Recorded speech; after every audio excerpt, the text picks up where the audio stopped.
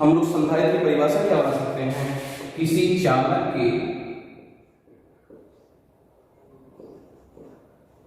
आकार में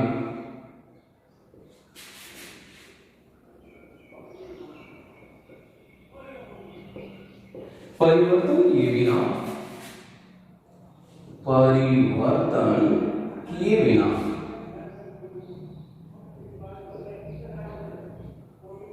उस चालक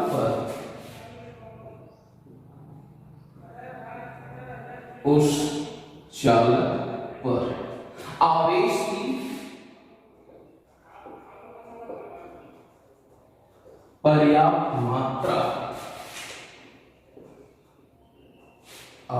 की पर्याप्त मात्रा संचित करने की व्यवस्था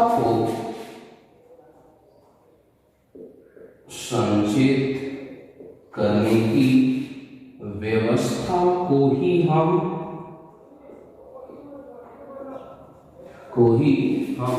संधारित्र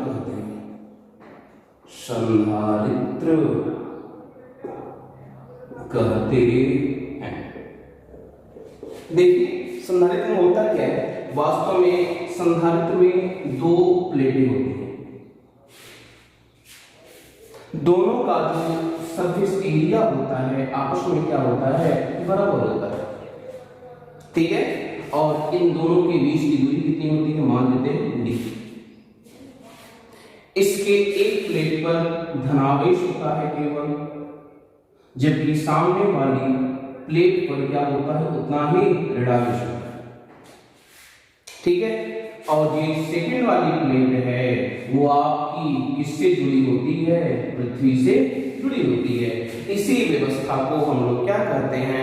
संधारित्र कहते हैं, ठीक है। अब यहाँ पर ध्यान दीजिए संधारित्र कैसे काम करता है, किस प्रकार किसी चालक के आकार में हम लोग बिना परिवर्तन किए ही उस पर कैसे आवेश की मात्रा को बढ़ा सकते हैं या उसकी धारिता को कैसे हम लोग बढ़ा सकते हैं, उसके लिए हम लोग पढ़ेंगे संधारित्र का सिद्धांत।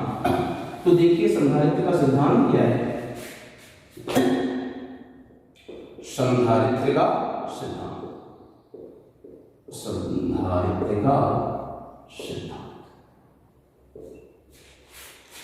देखिए आपके पास एक चालक प्लेट है, ठीक है। इसकी धारिता हम लोग क्या मान लेते हैं? C, और इसका आवेश क्या मान लेते हैं? Q, और इस चालक का विभव क्या मान लेते हैं? V। इस चालक की धारिता C, आवेश Q प्लस Q, और इसका विभव कितना है? V। ध्यान दीजिए अगर हम लोग इसकी धारिता की बात करेंगे तो आपको पता है इसकी धारिता C बराबर क्या होगा? Q अपान क्या होगा? V। धारिता C बराबर क्या होता है आपको पता है, पढ़ाया गया था। किसी चालक को दिए गए आवेश और उसके विभव में होने वाली वृद्धि के अनुपात को उस चालक की क्या करते हैं? धारिता कहते हैं। तो इसकी धारिता कितनी हो गई? Q अपान V। अब हमें किसी तरह से क्या करना है? इसकी धारिता को बढ़ाना है। अब बताइए इसकी धारिता को कैसे बढ़ा सकते हैं? अगर हम लोग किसी तरीके से इसके विभव को कम कर दें, अगर आप इसके विभव को किसी तरीके से कम कर ले गए, इस चालक के विभव को इस चालक के विभव को लोग किसी तरह से कम कर ले जाएंगे तो अपने आप इस चालक की धारिता क्या हो जाएगी? आपकी बढ़ जाएगी, ठीक है। तो चलिए देखते हम लोग करें क्या। सबसे पहले लोग क्या करते हैं? सबसे पहले इस चालक के सामने एक दूसरी प्लेट रखते हैं। हमने क्या किया? इस चालक के सामने एक दूसरी प्लेट रखते हैं, ठीक है। जब इसके सामने हम दूसरी प्लेट रखेंगे तो ध्यान दीजिए क्या होगा? इस दूसरी वाली प्लेट की, ठीक है, प्रेरण के कारण, ध्यान दीजिए प्रेरण के कारण इस चालक के सामने वाली सतह पर कौन सा आवेश प्रेरित हो जाएगा? ऋणात्मक आवेश प्रेरित हो जाएगा। जबकि इसके पीछे वाली सतह पर कौन सा आवेश प्रेरित हो जाएगा? प्लस आवेश प्रेरित हो जाएगा, ठीक। अब तीसरे वाले स्टेप में ये पहला स्टेप हो गया, हमने आवेश कर दिया, इसकी धारिता कितनी है? C बराबर कितना है आपका? Q अपान V। दूसरे स्टेप में हमने क्या किया? इस प्लेट के जस्ट सामने एक दूसरा प्लेट रख दिया और इस दूसरे प्लेट के पर प्रेरण के कारण क्या हो गया, इसके जस्ट सामने उत्पन्न हो गया कितना आवेश, ऋणात्मक आवेश। ये क्या है आपका -q, ये क्या है आपका +q, और ये भी क्या है आपका +q -q+। ठीक है, तो तीसरे वाले स्टेप में हम क्या करेंगे, जो दूसरी प्लेट हमने इसके सामने रखी थी उसको पृथ्वी से जोड़ देंगे। तो ध्यान दीजिए क्या होगा, ये प्लस अभी भी रहेगा, इसके सामने वाली प्लेट पर क्या था माइनस माइनस माइनस माइनस।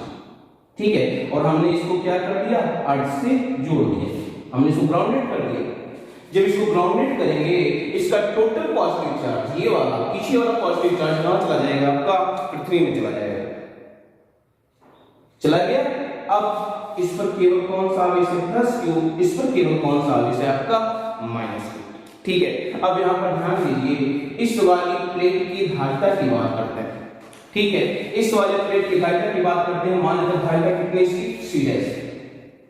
अब इस प्लेट की धारिता कितनी हो गई c', तो c' बराबर इसका आवेश भी कितना +q है बटा। लेकिन ध्यान दीजिए, अब इस वाली प्लेट के पास भी ये भी तो आवेश है -q। ठीक है, तो इस वाली प्लेट पर इस वाले -q के कारण भी विभव होगा। हम लोग मान लेते हैं इस वाली प्लेट पर जो नेट विभव बन चुका है इन दोनों के कारण, वो विभव आपका कितना हो चुका है, v' हो चुका है। ठीक है, पहले विभव कितना था v, अब इस पर विभव कितना है आपका v'। पहले इसकी धारिता कितनी थी c, अब इसकी धारिता कितनी हो चुकी है c'। ठीक है, इसको हम लोग क्या मान लेते हैं, इक्वेशन नंबर 1, इसको क्या मान लेते हैं, इक्वेशन नंबर 2। ठीक है, अगर हम लोग इक्वेशन 1 में इक्वेशन 2 से क्या कर दें, डिवाइड कर दें, तो क्या आ जाएगा, ये c बटा c' बराबर q बटा v, q बटा v'। q से q भी आपको क्या हो जाएगा, कैंसिल आउट हो जाएगा। ठीक है, क्या बचेगा, c बटा c' इज इक्वल टू कितना हो जाएगा, v' बटा कितना हो जाएगा आपका v, v' ऊपर आ जाएगा और बटे में क्या आ जाएगा आपका v, ये आ गया। अब यहां पर ध्यान देंगे थोड़ा, क्या होगा ये बताइए, v' बड़ा है या फिर v बड़ा है। ठीक है, v' है क्या, v' इस पर नेट विभव किसके कारण, इस आवेश के कारण प्लस इस आवेश के कारण। ठीक है, यहां पर दिखा देंगे, जहां v' क्या है, कुल विभव, कुल विभव किस किस के कारण, ध्यान रखिए, v' क्या है आपका कुल विभव। कुल विभव किसका, इस प्लेट का, इसका नाम देते हैं, मान लेते हैं ये प्लेट है आपका a, ये क्या है आपका प्लेट b। ठीक है, तो यहां पर क्या होगा, कुल विभव मतलब प्लेट a के कारण विभव, a के कारण विभव प्लस b के कारण विभव। ठीक है, अब यहां पर ध्यान दीजिए, a के कारण विभव, a के कारण ये है ना, ये a था, ये क्या था आपका b। अब बताइए a के कारण आपका प्रश्न विभव कितना था, इसका v था, a के कारण विभव कितना है आपका v। ठीक है, प्लस अब थोड़ा ये ध्यान दीजिए, b के कारण विभव, b वाली प्लेट ये है ना, जो b के कारण विभव आएगा वो धनात्मक आएगा या फिर ऋणात्मक, तो कंफर्म है ऋणात्मक, क्योंकि आपको पता है अगर आवेश ऋणात्मक है तो विभव का मान भी क्या आएगा, ऋणात्मक आएगा। ठीक है, इसका मतलब इसका विभव क्या होगा, ऋणात्मक, तो ये आपका माइनस, इसको क्या मान लेते हैं v। अब ये आपका नेट विभव v' बराबर कितना आ गया, v माइनस v।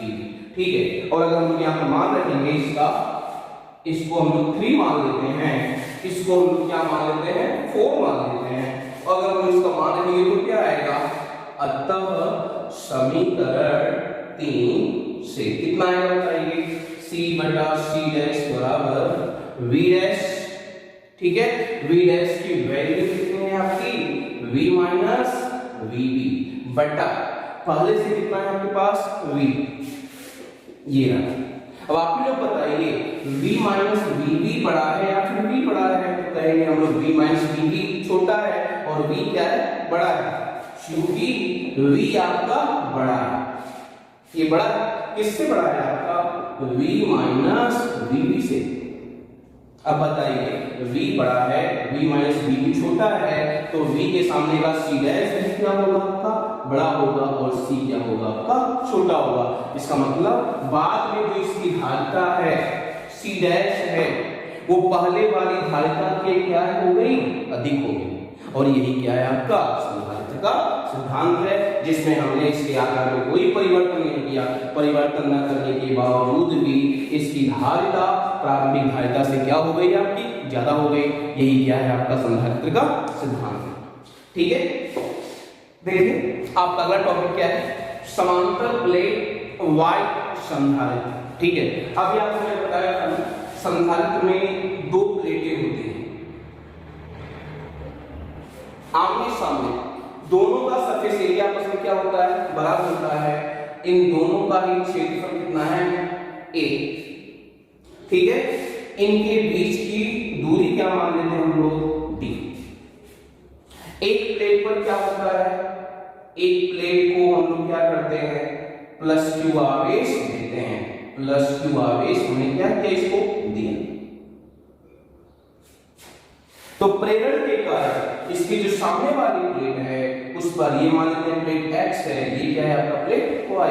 इसके सामने वाली प्लेट पर प्रेरण के कारण इधर कौन सा आवेश प्रेरित हो जाता है विपरीत आवेश माइनस माइनस q। ये क्या है आपका माइनस q, और इसके पीछे वाली भाग पर क्या उत्पन्न हो जाता है आपका धनात्मक आवेश। ठीक है, ये कितना होता है आपका प्लस, लेकिन ये आपका किससे जुड़ा होता है पृथ्वी से। पृथ्वी से जुड़ा होने के कारण इसका सभी धनावेश क्या हो जाता है अर्थ में चला जाता है, ग्राउंडेड हो जाता है, तो आपका ये वाला आवेश क्या हो गया समाप्त हो गया। अब ये जो व्यवस्था है यही क्या है आपका समांतर प्लेट संधारित्र है। अब समांतर प्लेट वायु संधारित्र क्यों है, क्योंकि इसके प्लेटों के मध्य क्या भरी हुई है आपकी हवा भरी। ठीक है, अब यहाँ पर ध्यान दीजिए, तो बात करें इनके प्लेटों के मध्य विद्युत क्षेत्र का मान क्या होगा, तो आपको पढ़ाया गया है गॉस की प्रमेय में चैप्टर नंबर 2 में पढ़ाया गया है। अगर कोई सिंगल लेयर वाला आवेश है, अगर कोई चादर है सिंगल लेयर वाली चादर, उस सिंगल लेयर वाली चादर के कारण विद्युत क्षेत्र का मान क्या मान लेते हैं E1। इसके कारण हम लोग विद्युत क्षेत्र का मान क्या मान लेते हैं E2। ये किसके कारण है प्लस q के कारण, ये किसके कारण है आपका माइनस q के कारण। E1 किसके कारण है प्लस q के कारण विद्युत क्षेत्र का मान है, और E2 क्या है माइनस q के कारण विद्युत क्षेत्र का मान है। अगर मैं आपसे कहूं बिंदु P पर इस E1 की दिशा किधर होगी, तो आप लोग कहोगे इधर की तरफ, q होगी इधर की तरफ। मैंने बता चुका हूं जिस आवेश के कारण जिस बिंदु पर आपको विद्युत क्षेत्र की दिशा निकालनी है वहां पर आप क्या करोगे एक धन परीक्षण आवेश की कल्पना कर लोगे।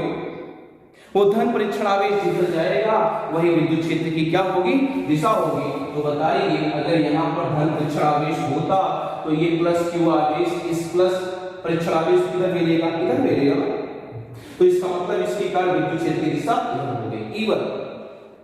इसी धन परीक्षण आवेश को ये माइनस q आवेश क्या करेगा आकर्षित करेगा, क्योंकि ऋणात्मक आवेश धनात्मक आवेश की तरफ खींचता है। इसका मतलब इसी के कारण भी विद्युत क्षेत्र दिशा इधर ही होगी, इसका मतलब E2 भी इधर ही।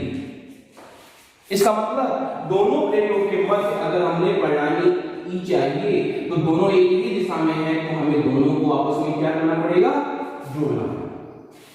आपको पढ़ाया गया है गॉस की प्रमेय में चैप्टर नंबर 2 में किसी अनंत आकार के या अपरिमित आकार के या परिमित आकार के सिंगल लेयर सिंगल प्लेट के कारण या चादर के कारण विद्युत क्षेत्र का सूत्र क्या होता है सिग्मा अपान 2 एप्सिलॉन 0 होता है। तो इसके कारण भी सिग्मा अपान 2 एप्सिलॉन 0, इसके कारण भी कितना होगा सिग्मा अपान 2 एप्सिलॉन 0। दोनों के लिए सिग्मा सिग्मा ही मैंने क्यों लिया है, क्योंकि दोनों का सरफेस एरिया बराबर है, दोनों का आवेश बराबर है। अगर दोनों का आवेश बराबर है, दोनों का सरफेस एरिया बराबर है, तो दोनों के लिए सरफेस चार्ज डेंसिटी मतलब पृष्ठीय आवेश घन सिग्मा का मान भी क्या होगा आपका समान होगा। ठीक है, इसका मतलब E बराबर सिग्मा अपान 2 एप्सिलॉन 0 प्लस सिग्मा अपान 2 एप्सिलॉन 0। अगर हम लोग दोनों को जोड़ेंगे तो क्या आएगा सिग्मा अपान एप्सिलॉन जी। ठीक है, इसका मतलब इन विपरीत आवेशित प्लेटों के बीच विद्युत क्षेत्र की तीव्रता का मान कितना होता है, सिग्मा अपान एप्सिलॉन जीरो होता है। ठीक है, ये बात हम लोग जानते रहेंगे। चलिए, इसका मतलब ये हुआ इन दोनों प्लेटों के बीच, दोनों प्लेटों के बीच विद्युत क्षेत्र की तीव्रता, विद्युत क्षेत्र की तीव्रता क्या होता है बताइए, E बराबर सिग्मा अपान एप्सिलॉन जीरो, अभी आपने देखा था। ठीक है, या फिर E बराबर सिग्मा मतलब क्या होता है, Q upon A epsilon zero. आपको पता है सिग्मा बराबर होता है आवेश बटा सरफेस एरिया, आवेश बटा सरफेस एरिया। सरफेस एरिया को चाहे तो आप लोग S लिखो, चाहे तो आप लोग A लिखो, दोनों चलेगा। ठीक है, और यहां से आपके पास आ गया है इक्वेशन नंबर 1। ठीक है, आपको एक और पढ़ाई गई होगी, अगर आपको याद होगा, किसी बिंदु पर विभव का मान विद्युत क्षेत्र के रेखीय समाकलन के ऋणात्मक मान के क्या होता है, बराबर होता है। आपको पता है कि चैप्टर नंबर 3 में अनंत से लेकर कहां तक, उस पॉइंट। यहां से हम चाहते हैं एक रिलेशन जनरेट कर सकते हैं। अगर दोनों पक्षों का हम लोग अवकलन करेंगे तो ये क्या बन जाएगा, आपका dv हो जाएगा। ठीक है, तो dv बराबर वेक्टर E, या परिमाण ले लें तो E dl। हमने मान लिया वेक्टर E और dl एक ही दिशा में होगा तो E dl cos 0 हो जाएगा। E dl cos 0 का मान 1 होता है तो E into dl। ठीक है, और साथ में यहाँ पर भी क्या है, माइनस। ठीक है, और अगर हम लोग यहाँ से E का मान निकालेंगे तो E बराबर कितना आएगा, माइनस dv अपान क्या आ जाएगा, dl। ठीक है, माइनस dv अपान dl। ठीक है, या फिर हम लोग ये भी कर सकते हैं dv अपान dl को लिख सकते हैं हम लोग v बटा l बराबर क्या लिखते हैं, e। अगर हम लोग केवल परिमाण ले लेते हैं, अगर केवल परिमाण लिया जाए तो v बटा l बराबर क्या होता है, e हो सकता है। ठीक है, और अगर हम लोग यहाँ से विभव का मान निकालना चाहेंगे तो विभव का मान क्या रहेगा, आपका e into l आएगा। ये रिलेशन याद रखेंगे आप लोग, विभवांतर बटा प्लेटों के बीच की दूरी बराबर विद्युत क्षेत्र की तीव्रता। ठीक है, तो ध्यान दीजिए, अगर हम लोग बात करें दोनों प्लेटों के बीच विभवांतर, दोनों प्लेटों के मध्य विभवांतर v हो तो क्या होता है बताइए, विभवांतर v हो तो v बराबर क्या होता है, E इंटू, बताइए दोनों प्लेटों के बीच की दूरी कितनी है, d है ना, वहां पर f, लेकिन यहाँ पर कितना है आपका d, E इंटू d दिखा देंगे। चूंकि E बराबर होता है v बटा f, या फिर कितना हो गया यहाँ से v बराबर क्या होगा, E इंटू f। ठीक है, ये आपके पास हो गया इक्वेशन नंबर 2। फिर क्या करेंगे हम लोग, इक्वेशन नंबर 1 से E का मान इक्वेशन नंबर 2 में रख देंगे तो ये क्या बन जाएगा, v बराबर q अपान a एप्सिलॉन 0, और साथ में कितना हो गया d, ये इक्वेशन नंबर क्या हो गया 3। ठीक है, अब हमें निकालना क्या है, हमें इस समांतर प्लेट वायु संधारित्र की धारिता निकालनी है। ठीक है, तो अगर इसकी धारिता निकालें क्या होगा, अतः समांतर प्लेट वायु संधारित्र की धारिता C हो तो, ध्यान दीजिए किसी समांतर प्लेट वायु संधारित्र की धारिता का सूत्र क्या होता है, उसके किसी एक प्लेट को दिया गया आवेश बटा दोनों प्लेटों के बीच का विभवांतर, मतलब क्या हो गया, C बराबर Q अपान V। ठीक है, और अगर हम यहाँ से V का मान रख देंगे तो कितना हो जाएगा, Q अपान V का मान कितना है, Q इंटू D बटा A इंटू एप्सिलॉन 0। ध्यान देंगे तो Q से Q कट जाएगा, A एप्सिलॉन 0 आपका अंश में आ जाएगा, तो ये बन जाएगा C बराबर A एप्सिलॉन 0 अपान कितना आ जाएगा, D। ठीक है, अब एप्सिलॉन 0 क्या है, आपको पता है, एप्सिलॉन 0 को हवा की या निर्वात की क्या कहते हैं, विद्युतशीलता कहते हैं, जिसका मान 8.85 10 घात -12 कूलाम स्क्वायर प्रति न्यूटन मीटर स्क्वायर होता है। इसके बारे में आपको चैप्टर नंबर 1 में भी बताया गया है, 2 में भी बताया गया है। ठीक है, तो यहां से कुछ बातें निष्कर्ष निकल रही है, ध्यान दीजिए वो क्या बातें। अगर ध्यान देंगे तो C प्रोपोर्शनल टू क्या होता है, A होता है। मतलब किसी समांतर प्लेट संधारित्र की धारिता उसके प्लेटों के क्षेत्रफल के समानुपाती होती है। ठीक है, दूसरा पॉइंट यहां से क्या आ रहा है, C प्रोपोर्शनल टू 1/d आ रहा है, C प्रोपोर्शनल टू 1/d। समांतर प्लेट वायु संधारित्र की धारिता या किसी भी समांतर प्लेट संधारित्र की धारिता उनके प्लेटों के बीच की दूरी के व्युत्क्रमानुपाती होती है। मतलब प्लेटों के बीच की दूरी जितना कम रखेंगे उसकी धारिता उतनी ही ज्यादा होगी।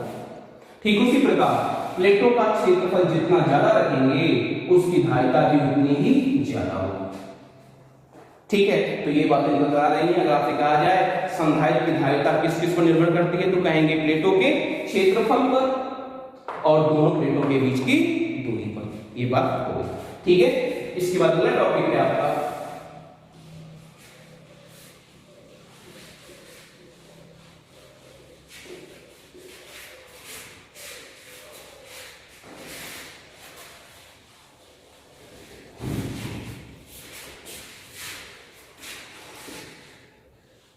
अगला टॉपिक है समांतर प्लेट संधारित्र की धारिता। संधारित्र की धारिता जब प्लेटों के मध्य संपूर्ण भाग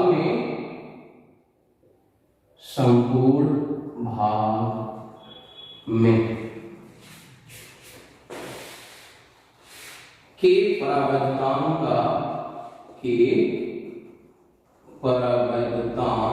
का परावैद्युत पदार्थ भरा हो, परावैद्युत पदार्थ भरा, ये आपका। ठीक है, पहले दोनों प्लेटों के मध्य का माध्यम क्या था, हवा, लेकिन इस बार हवा नहीं है बल्कि के परावैद्युतांक का क्या है, कोई पदार्थ। ठीक है, वही सेम बात है इसमें भी क्या है, दो प्लेट होगा, पहला प्लेट x दूसरा प्लेट y। प्लेट x को हम लोग क्या करेंगे, किसी बाह्य स्रोत से +q आवेश देंगे। प्रेरण के कारण सामने कौन सा आवेश प्रेरित हो जाएगा, उतना ही माइनस आवेश प्रेरित हो जाएगा, ये -q।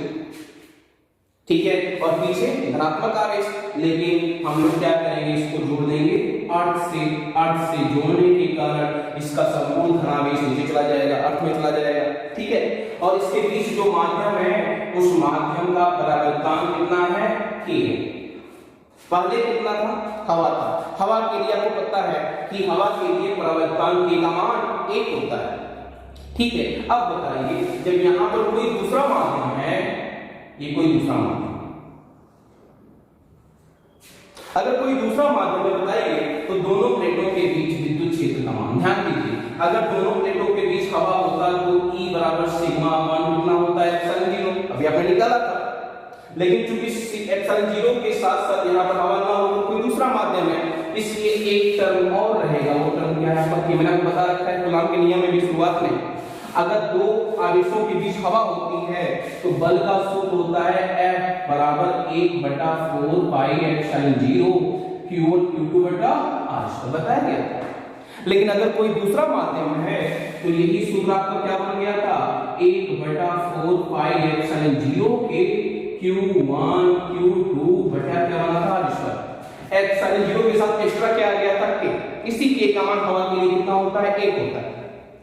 ठीक है, अब चूंकि हवा नहीं है इसलिए एप्सिलॉन 0 के साथ क्या आया था, k, यहां पर भी क्या आ गया आपका, k आया।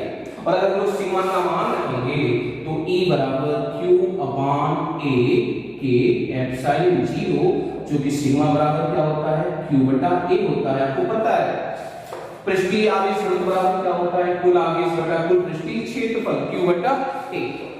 ठीक, तो हमने विद्युत क्षेत्र का मान निकाल लिया। अब दोनों प्लेटों के बीच विभवांतर निकालेंगे, अतः दोनों प्लेटों के बीच विभवांतर निकालेंगे। तो विभवांतर निकालना है तो आपको पता है E बराबर होता है V बटा L, यही होता है। अगर निकाल लेंगे तो E बराबर V बटा L, L दोनों प्लेटों के बीच की दूरी पहले की तरह कितना है D, तो V बटा D या फिर V बराबर E into D, equation number 2। फिर क्या करें, इक्वेशन नंबर 2 में 1 से E का मान रख देते हैं, बिल्कुल पहले की तरह ही रहेगा। ये कितना बन जाएगा, ये बन जाएगा V बराबर E का मान कितना है आपका Q अपान A के एप्सिलॉन 0 और साथ में इनको कितना हो गया D, तो हमको रखने के बाद क्या मिलेगा V बराबर Q D अपान A के एप्सिलॉन 0, इक्वेशन नंबर 3। हमें निकालना क्या है, इसकी धारिता क्या निकालनी है, तो निकाल लीजिए धारिता की परिभाषा से। धारिता की परिभाषा से धारिता बराबर क्या होता है Q बटा V, किसी एक प्लेट को दिया गया आवेश बटा दोनों प्लेटों के बीच की दूरी, सॉरी दोनों प्लेटों के बीच का विभवांतर, ठीक है। तो निकाल लेंगे तो C बराबर Q बटा V का मान कितना Q D अपान A के एप्सिलॉन 0, Q से Q कटेगा, C बराबर K A एप्सिलॉन 0 अपान कितना आ गया D आ गया। तो यही क्या है, संधारित्र की धारिता है, समांतर प्लेट संधारित्र की धारिता है, जबकि दोनों प्लेटों के बीच में संपूर्ण भाग में क्या हो रहा हो कि परावैद्युतांक का परावैद्युत पदार्थ, ठीक है। इसी से अगर एक टॉपिक आपका बन सकता है, किसी संधारित्र की धारिता को प्रभावित करने वाले कारक कौन कौन से हैं। अगर टॉपिक क्या बन सकता है, संधारित्र की धारिता को प्रभावित करने वाले कारक, संधारित्र की धारिता को प्रभावित करने वाले